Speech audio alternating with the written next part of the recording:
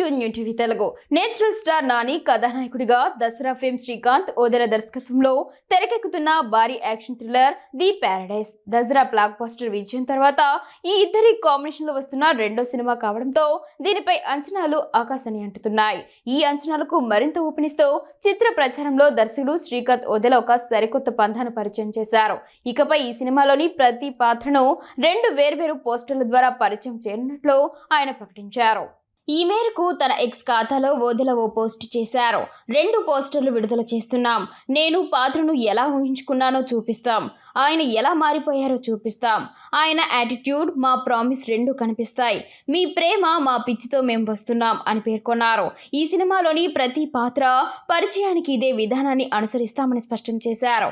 ఈ ప్రకటనతో సినిమాపై ఆసక్తి మరింత పెరిగింది. ప్రస్తుతం ది ప్యారడైజ్ షూటింగ్ శరవేగంగా జరుగుతోంది. ఇటీవలే ఫైట్ మాస్టర్ రియల్ సతీష్ నేతృత్వంలో ఓ భారీ యాక్షన్ ఘట్టాన్ని చిత్రీకరించారు.